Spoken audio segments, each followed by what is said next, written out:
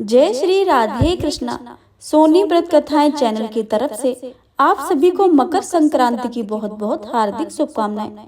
जिस तरह मकर संक्रांति के दिन दान पुण्य करने से और गंगा में स्नान करने से जिस फल की प्राप्ति होती है, वैसे ही मकर संक्रांति के दिन इन कुछ प्रमुख कथाओं को सुनने से उत्तम फलों की प्राप्ति होती है।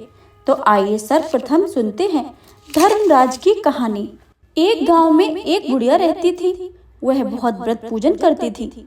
उसकी आयु पूरी होने पर उसे यमदूत लेने आए और वह उनके साथ चलने लगी। रास्ते में चलते चलते गहरी नदी आई तो यमदूत ने उनसे पूछा कि माता, तुमने गौदान किया है या नहीं। बुढ़िया ने उसी समय पूरी श्रद्धा से गाय का ध्यान किया तो गाय माता उसके समक्ष आ गई। फिर बुढ़िया उस गाय की पूंछ पकड़कर नदी आसानी से पार कर गई। कुछ देर के बाद उसके रास्ते में काले कुत्ते आ गए। यमदूत ने पूछा कि कुत्तों को खाना दिया है या नहीं। बुढ़िया ने फिर कुत्तों को ध्यान किया तो वे भी रास्ते में चले आए। बुढ़िया फिर से आगे बढ़ने लगी, तब उसके रास्ते में कौवा आ गया और उन्होंने उसके सिर में चोंच मारनी शुरू कर दी। तो यमदूत बोले, किसी ब्राह्मणी की बेटी के सिर में तेल लगाया था या नहीं। बुढ़िया ने फिर ब्राह्मणी की बेटी का ध्यान किया तो कौवा वापस चले गए। कुछ आगे बढ़ने पर बुढ़िया के पैर में कांटे चुभने शुरू हो गए। यमदूत बोले कि खड़ाओं का दान किया था या नहीं। बुढ़िया ने उनका ध्यान किया तो खड़ाओं उसके पैरों में आ गई। बुढ़िया फिर आगे बढ़ी तो फिर चित्रगुप्त जी ने यमराज से कहा कि आप यहाँ कैसे लेकर आए हो। तब यमराज जी बोले कि बुढ़िया ने दान पुण्य तो बहुत किए हैं, लेकिन उन्होंने अपने जीवन में धर्मराज के लिए कुछ नहीं किया है, इसलिए आगे के द्वार इसके लिए बंद हैं। धर्मराज की सारी बात सुनने के बाद बुढ़िया बोली कि आप मुझे सिर्फ 7 दिन के लिए धरती पर वापस भेज दें। मैं पूरी श्रद्धा से धर्मराज जी का व्रत और उद्यापन करके वापस यहाँ लौट आऊंगी। यमराज ने उन्हें धरती पर वापस भेज दिया। बुढ़िया अपने गांव आ गई और गांव वाले ने उसे भूतनी समझकर अपने घर के दरवाजे बंद कर दिए। वह जब अपने घर गई तो उसके बहू बेटे ने भी डर के मारे दरवाजे बंद कर दिए। बुढ़िया ने कहा कि मैं भूतनी नहीं हूँ, मैं तो धर्मराज जी के आज्ञा से सिर्फ 7 दिन के लिए धरती पर वापस आई हूँ। इन 7 दिनों में मैं धर्मराज जी का व्रत और उद्यापन करूंगी, जिससे मेरे लिए परलोक में रास्ते खुल जाएंगे। बुढ़िया की बातें सुनकर बहू बेटे उसके लिए पूजा की सामग्री ले आए, लेकिन जब बुढ़िया कहानी कहती है तो वह हुंकारा नहीं भरती, जिससे बुढ़िया बाद में अपनी पड़ोसन को कहानी सुनाती है और वह हुंकारा भरती है। इस तरह से 7 दिन धर्मराज की विधि विधान से व्रत पूजा और उद्यापन करने के बाद धर्मराज जी बुढ़िया को लेने के लिए विमान भेजते हैं। स्वर्ग से आए विमान को देखकर उसके बहू बेटों के साथ सारे गांव वाले भी स्वर्ग को जाने के तैयार हो गए। बुढ़िया ने कहा कि तुम कहाँ तैयार हो रहे हो, मेरी कहानी तो सिर्फ मेरे पड़ोसन ने ही सुनी है, इसलिए वही मेरे साथ जाएगी। तब सारे गांव वाले बुढ़िया से धर्मराज जी की कहानी सुनने का आग्रह करते हैं और बुढ़िया उन्हें भी कहानी सुना देती है। कहानी सुनने के बाद गांव के सभी लोग विमान में बैठकर स्वर्ग जाते हैं। तो धर्मराज जी कहते हैं, मैंने तो विमान केवल बुढ़िया को लाने के लिए भेजा था। तब बुढ़िया माई ने कहा कि हे धर्मराज जी, मैंने अपने जीवन में जो भी पुण्य किए हैं उसमें से आधा भाग मैं अपने गांव वाले को देना चाहती हूँ। इस तरह से धर्मराज ने ग्रामवासियों को भी स्वर्ग में जाने दिया। हे धर्मराज जी महाराज, जैसे आपने बुढ़िया और उसके गांव के सभी लोगों को स्वर्ग में जगह दी है, उसी तरह से हमें भी देना। साथ ही कहानी सुनकर हुंकारा भरने वाले को भी और कहानी कहने वाले को भी परलोक में जगह देना। प्रेम से बोलिए धर्मराज महाराज की जय, यमराज महाराज की जय। पोपाबाई की कहानी। किसी गांव में भाई बहन रहते थे। भाई की शादी हो गई थी, लेकिन उसकी बहन की शादी नहीं हुई थी। बहन का नाम था पोपाबाई। पोपाबाई हमेशा व्रत और नियम करती थी। एक दिन उसके भाई भाभी ने उसकी शादी के लिए कहा, तब उसने शादी के लिए मना कर दिया। उसने अपने भाई भाभी से कहा कि मेरे रहने के लिए गांव के बाहर एक झोपड़ी बनवा दो। मैं उसी में रहकर अपना जीवन व्यतीत कर लूंगी। और उसके बाद उसने गांव के सभी लोगों से कहा कि हे गांव वालों, आप लोग अपने अपने गाय बछड़े को मेरे झोपड़ी के पास चरने के लिए छोड़ दिया करो। मैं सभी के गाय बछड़ों को देखभाल किया करूंगी। जो भी बचा कुचा खाना है वह भेज देना, मैं वही खाकर रह लूंगी। इस तरह बहुत दिन बीत गए। एक दिन उस देश का राजा शिकार खेलने के लिए जंगल को जा रहा था। उसकी नजर गांव के बाहर बने पोपाबाई के झोपड़े पर पड़ी। राजा झोपड़ी के पास जाकर आवाज लगाने लगा, यहाँ कौन रहता है? जब कोई उत्तर नहीं मिला तो झोपड़ी के दरवाजे को खटखटाने लगा।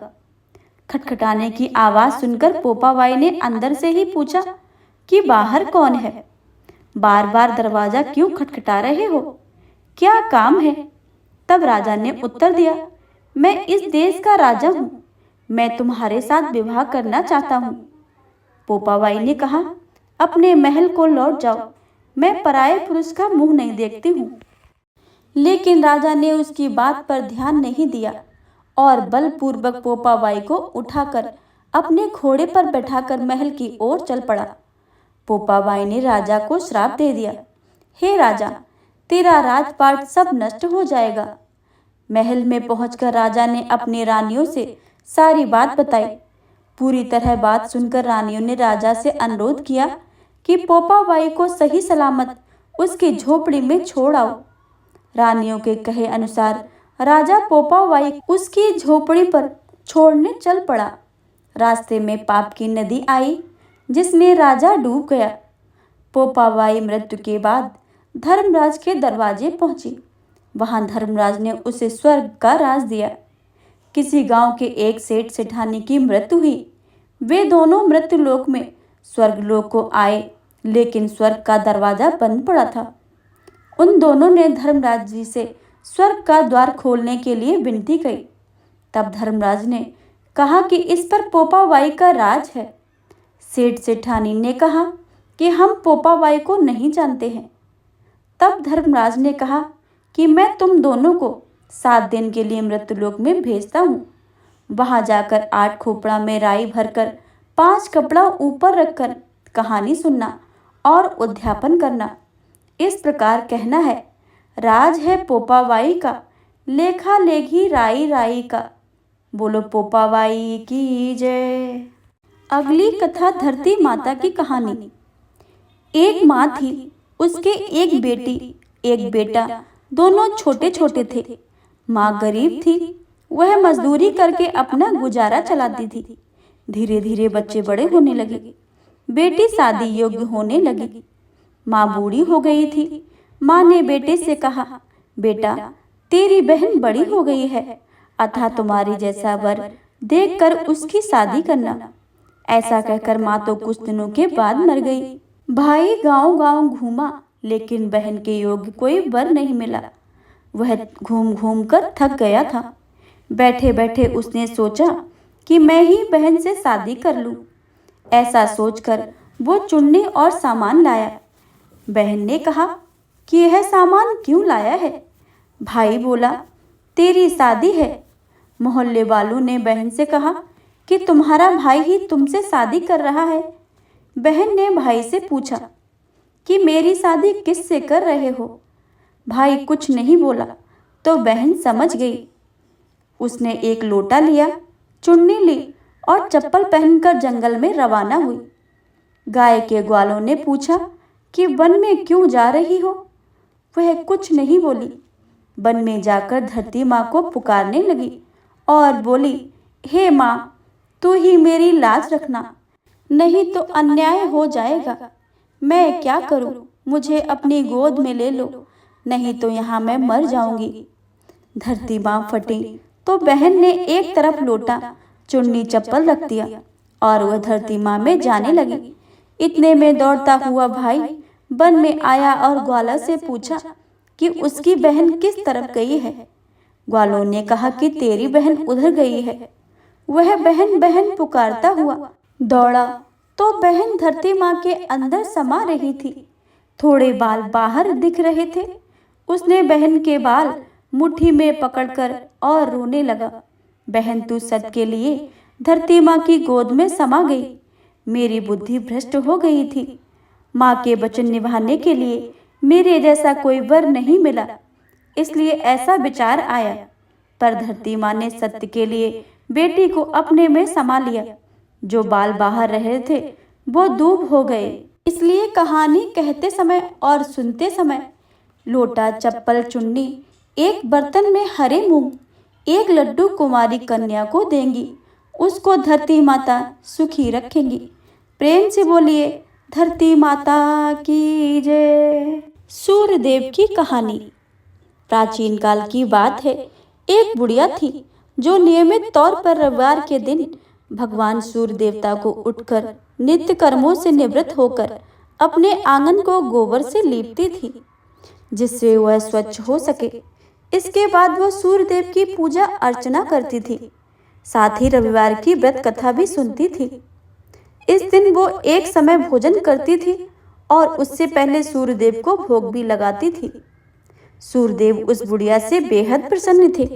यही कारण था कि उसे किसी भी तरह का कष्ट नहीं था और वो धन धान्य से परिपूर्ण थी। जब उसकी पड़ोसन ने देखा कि वो बहुत सुखी है तो वो उसे जलने लगी। बुढ़िया के घर में गाय नहीं थी, इसलिए वो अपने पड़ोसन के आंगन गोबर लाती थी, क्योंकि उसके यहाँ गाय बंद रखी थी। पड़ोसन ने बुढ़िया को परेशान करने के लिए कुछ सोच समझकर गाय को अंदर बांधना शुरू कर दिया। अगले रविवार बुढ़िया को आंगन लीपने के लिए गोबर नहीं मिला। इसी के चलते उसने सूर्य देवता को भोग भी नहीं लगाया था, साथ ही खुद भी भोजन नहीं किया था और पूरे दिन भूखी प्यासी रही और ऐसे ही सो गई। अगले दिन जब वह सोकर उठी तो उसने देखा कि उसके आंगन में एक सुंदर गाय और एक बछड़ा बंधा हुआ था। बुढ़िया गाय को देखकर हैरान रह गई। उसने गाय को चारा खिलाया। वहीं उसकी पड़ोसन बुढ़िया के आंगन में बंधी हुई सुंदर गाय को बछड़े को देखकर और ज्यादा जलने लगी। पड़ोसन ने उसकी गाय के पास सोने का गोबर देखा पड़ा तो उसने गोबर को यहाँ से उठाकर अपनी गाय के गोबर के पास रख दिया। सोने के गोबर से पड़ोसन कुछ ही दिन में धनवान हो गई। ये कई दिनों तक चलता रहा। कई दिनों के बाद बुढ़िया को सोने के गोबर के बारे में कुछ नहीं पता था। ऐसे में बुढ़िया पहले की ही तरह सूर्यदेव का व्रत करती रही, साथ ही साथ कथा भी सुनती रही। इसके बाद जिस दिन सूर्यदेव को पड़ोसन की चालाकी का पता चला, तब उन्होंने तेज आंधी हवा चला दी। तेज आंधी को देखकर बुढ़िया ने अपनी गाय को अंदर बांध लिया। अगले दिन जब बुढ़िया उठी तो उसने सोने का गोबर देखा। तब उसे बेहद आश्चर्य हुआ। तब से लेकर आगे तक उसने गाय को घर में अंदर ही बांधा। कुछ दिन में ही बुढ़िया बहुत धनवान हो गई। बुढ़िया की सुखी और धनी स्थिति देख पड़ोसन और जलने लगी। पड़ोसन उसने अपने पति को समझा बुझाकर उसे नगर के राजा के पास भेजा। जब राजा ने उस सुंदर गाय को देखा तो वह बहुत खुश हुआ। सोने के गोबर को देखकर उसकी खुशी का कोई ठिकाना ही न रहा। उसे नगर के राजा के पास भेज दिया। सुंदर गाय को देखकर राजा बहुत खुश हुआ। सुबह जब राजा ने सोने का गोबर देखा तो उसके आश्चर्य का कोई ठिकाना ही न रहा। वह बुढ़िया भूखी प्यासी रहकर सूर्य भगवान से प्रार्थना कर रही थी। सूर्यदेव को उस पर करुणा आई। उस रात सूर्यदेव राजा ने सपने में आए और उससे कहा कि हे राजन, बुढ़िया को गाय और बछड़े को तुरंत वापस कर दो। अगर ऐसा नहीं किया तो मैं तुम पर परेशानियों का पहाड़ टूट पड़ेगा। सूर्यदेव के सपने में राजा को बुरी तरह डरा दिया था। इसके बाद राजा ने बुढ़िया को गाय और बछड़ा वापस लौटा दिया। राजा ने बुढ़िया को ढेर सारा धन दिया और क्षमा भी मांगी। वहीं राजा ने पड़ोसन और उसके पति को सजा भी दी। इसके बाद राजा ने पूरे राज्य में घोषणा करवाई कि रविवार को हर कोई व्रत किया करे। सूर्यदेव का व्रत करने से व्यक्ति धन धान्य से भरपूर हो जाता है, साथ ही घर में खुशहाली भी आती है। प्रेम से बोलिए सूर्यदेव भगवान की जय। अगली कहानी पथवारी माता की कहानी। एक बार पथवारी माता पाल और विनायक जी में झगड़ा हो गया। सब आपस में स्वयं को बड़ा बताने लगे। इतने में एक ब्राह्मण का लड़का आया। पाल पथवारी गजानन जी ने उसे रोका और कहा कि लड़के, जरा रुक जा और हमारा न्याय करके जा। लड़का बोला कि मैं कल वापस आऊंगा और आपका न्याय करूंगा। घर आकर लड़के ने माँ से कहा, माँ मुझे कल पथवारी माता, विनायक जी और पाल जी मिले थे। विनायक जी का न्याय चुकाना है। तो माँ ने कहा, बेटा सबको बड़ा बता देना।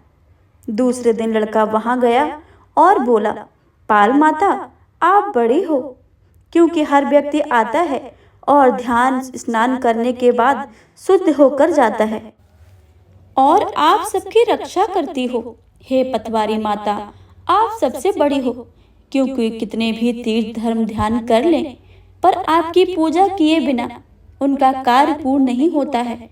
आप जीवित को तारती हैं और मरने के बाद भी उद्धार करती हैं। पथवारी माता पद की धारणी, इसलिए आप बड़ी हो। अब विनायक जी से लड़का बोला, सबसे पहले शुभ कामों में आपको ही मनाया जाता है। आपको ही ध्याए बिना कोई काम सिद्ध नहीं होता है, इसलिए आप बड़े हो।